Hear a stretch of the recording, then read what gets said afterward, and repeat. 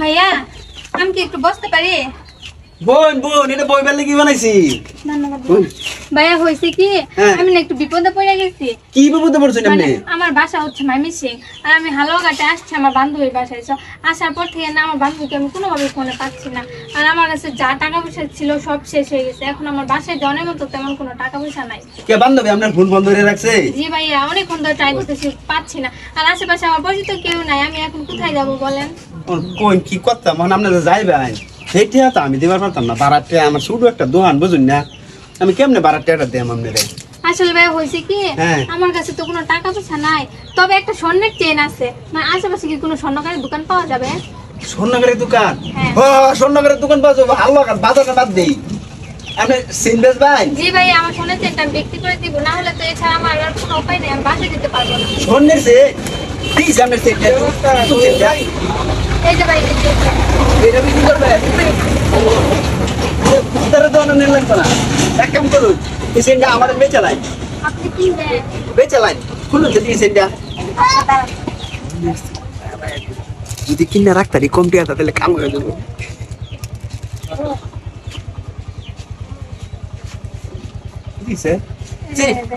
চেনটা কই টিয়া দিয়ে বানাইছলাই? ভাইয়া চেনটা না আমার খুব শখের বুঝছেন, আর এই চেনটা আমি না 80,000 টাকা দিয়ে বানাইছি। 80,000 টাকা? ভাইয়া শুনুন আমি তো আপনার 80,000 টাকা দিবার পারতাম না, আমি আপনার 5,000 টাকা দেন। চেনটা দিলাই না আমারে। 5,000 টাকা ভাইয়া? দেখেন ভাই এই চেনটা বিক্রি করার জন্য কিন্তু আমি বানাই নাই, হচ্ছে কি আমি বিপদে পড়ে গেছি তাই এটা বিক্রি করবো।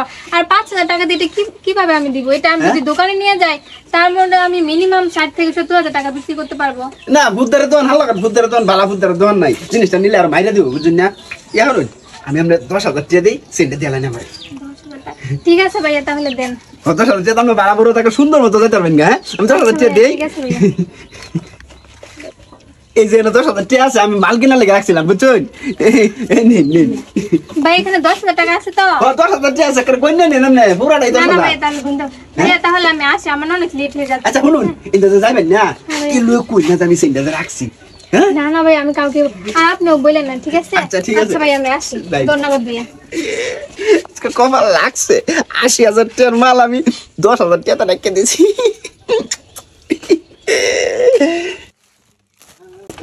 বন্ধু আওয়াজ আরে ভালো আছি, মানে আমি তোর নিয়ে গেলাম বলে কি মনে করে? যাই হোক ভালো হয়েছে। তোর দোকান খুলতে না? হ্যাঁ দোকান তো খুলবো, আমি যেমন খুলবো। আমি একটা স্বর্ণের চেন রাখছি বুঝছো? খুব ভালো হয়েছে রে বন্ধু। দেখছো চেনটা কিরম হয়েছে? যাই করস কে চেন রাখছি মানে বুঝলাম না বিষয়টা। আরে চেনটা আমি কিনা রাখছি কত আগে। কি আর চেন কিনা রাখছে? এটা কি আর চেন? স্বর্ণের চেন। কেডা কইছে? কেডা কইছে মানে আমি ইমিটেশন। ইমিটেশন মানে? হ্যাঁ এটা যে 20 টাকা করে বেচে না, একটা আছে 10 টাকা, ওটা একটু পাতলা আর এটা একটু মোটা করে বানাইছে, এটা 20 টাকা করে বেচে। দেখ তুই ভালো করে কো, ভালো করে কি কইতা? ফুদ্দার জাতটা কিন্তু খারাপ, ফুদ্দার কিন্তু মার স্বর্ণের চুরি করে, তুই আমারটা চুরি করতে তো। হ্যাঁ এই ছোটবেলা থেকে বড় বায়ানছের মতো দেখি চলার মতো একসাথে চলি, দেখে আজকে বন্ধু বান্ধব হিসাবে চলি। তে বেমানি করানো তো অভ্যাস আমার নাই। টিয়াটা জিনিস রাখছেন তো এনে বেমানি করা তো কিছু না। জিনিসটা হচ্ছে 2 নাম্বার। আমি তাহলে স্বর্ণের তো বড় কথা না, এটা বাসেন না। আমি আসছিলাম হরেক মালের লাগে বেছে না 10 টাকা করে হয়েছে। আমার 10,000 টাকা মাই লোভে ভরে মনে 10,000 টাকা অর্ধেক, মানে এটা এরকম একটা চেন বানাইলে 80 টাকা 90,000 টাকা আমার কইছে 80,000 টাকা। এর লেগে তো সোনা খাইছো হন বন্ধু। এই মই সিংহা বাটপার দেরি আমার বাটপার বাটপারি হয়ে গেল, সোনা লাগাই হয়ে গেছে এটা।